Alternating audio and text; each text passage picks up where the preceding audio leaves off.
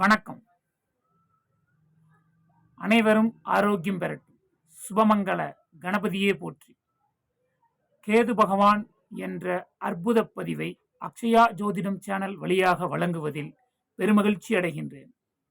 கற்போம் கற்பிப்போம் என்ற அக்ஷயாவின் தாரக மந்திரப்படி தன் முதிர்ந்த அறிவு கொண்டு தான் உணர்ந்த ஜோதிட வெளிச்சத்தை என்னுள் உட்புகுத்திய எனது ஜோதிட ஆசான் காரமடை திரு ஜெயகோவிந்தராஜா அவர்களை வணங்கியும், ஜோதிடத்தின் எமை வளர்த்த அனைத்து நல் ஜோதிட குருமார்களை வணங்கியும் இப்பதிவை முன்னெடுக்கின்றேன். குரு வணக்கத்தோடு. குருவே போற்றி. மூலத்தின் புரிதலே, உள்ளுணர்வின் உட்புகுதலே, மறைந்து நிற்கும் நிழல் மந்திரமே, சகல ஆளுமைகளையும் ஆட்சி செய்யும் சர்வ வல்லமையே, அக்ஷயாவின் முன் எமை நிறுத்தி ஜோதிடமெனும் அற்புதத்தை அகத்தினுள் உணர்த்திய ஞானமே, என் வலிமையே, கேது பகவானே, நவகிரக ஸ்துதிக்கு பதிலாக உமையே துதித்து உமையே போற்றுகின்றேன்.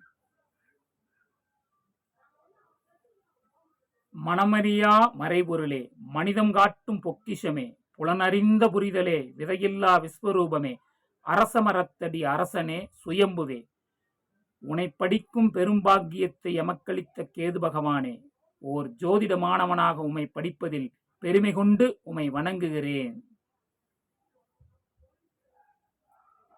கேது பகவானை படிப்பதற்கு முன்பாக கேது பகவான் என்பவர் யார், அவருடைய காரகத்துவம் என்ன என்பதை தெரிந்து கொள்வோமாக.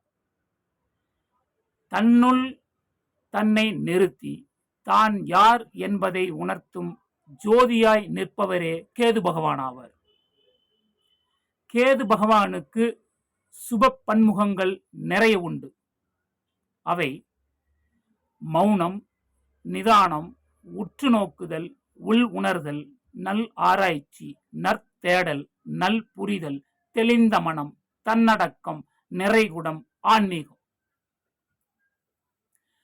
மனித மனதின் உன்னத பரிணாமம்.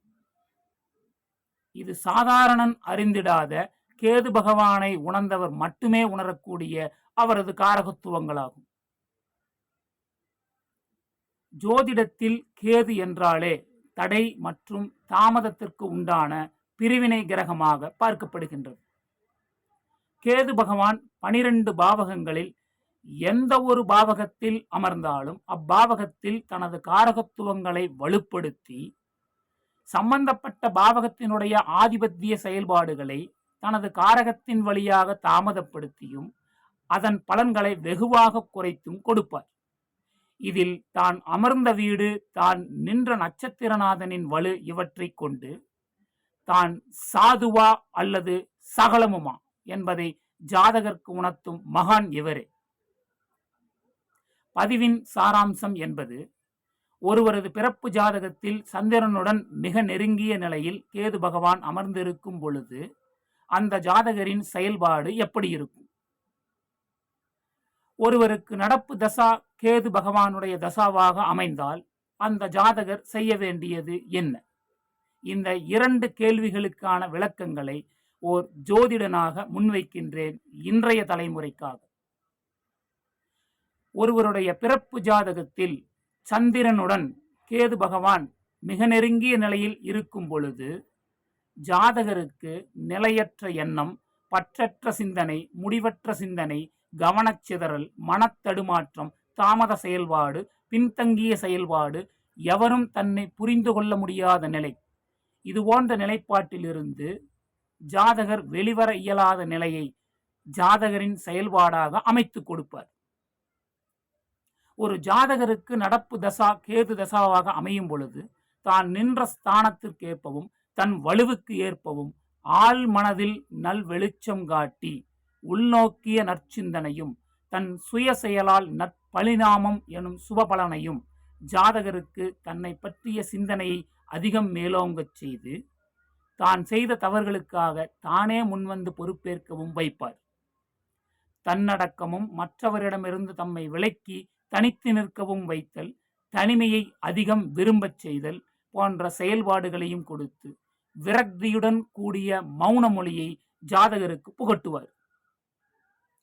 பேராசைகளின் அசுபநாயகன், போதுமென்ற மனதின் சுபநாயகன். இவரே கேது பகவான் ஆவார். எனவே கேது பகவானுடைய தசாபுத்தி காலகட்டங்களில் பேராசைகளை துறந்து போதுமென்ற மனதோடும் பெரிய முதலீடுகளை தவிர்த்து ஆன்மீக நாட்டம் கொண்டும் இவரை கடக்க இவர் நம்மை அரவணைப்பார். கேது பகவானிற்காக அவருடைய உன்னத பரிகாரம் என்பது வலிமை வாய்ந்த கேது பகவானே வணங்கக்கூடிய தெய்வமான விநாயகப் பெருமானுக்கு மாதத்தில் ஓர் நாள் பௌர்ணமி தொட்டு 4ஆம் நாள் சங்கடகர சதுர்த்தி அன்று அருகம்பில் தொடுத்து அச்சு வெல்லமும் தாம்பூலமும் படைத்து தீபமேற்றி அவரை வணங்கி வழிபட கேது பகவானின் அசுப தாக்கத்திலிருந்து ஆறுதல் அடையலாம். வயதான தனித்த ஆதரவற்ற மூதாட்டிகளுக்கு தம்மால் முடிந்தளவு தர்மமும் ஆதரவும் கொடுத்து உதவலாம். இது போன்ற கேது பகவானிற்காக செய்யும் மிகச்சிறந்த உன்னத பரிகாரங்களை கேது தசாவில் மேற்கொள்ள வேண்டும். தன்னை உற்று நோக்கி தான் யார் என்பதை உணர வைத்து நிற்கும் கேது பகவான் ஓர் சுயம்புவே. இந்த சுயம்பு இன்னொன்றின் துணையால் தன்னை பார்ப்பதில்லை, தன்னையே அது தன்னால் நோக்குகின்றது. இதனால் அதன் உருவமற்ற தன்மை உறுதியாகின்றது. வடிவமில்லாமல் உருவமில்லாமல் மிகுந்த ஆளுமையோடு உண்மையான உணர்வாக நிஜமான நகர்வாக எது இருக்கின்றதோ அதையே பிரம்மம் என்று சாஸ்திரம் சொல்கின்றது. எனவே கேது பகவான் ஓர் பிரம்மமே.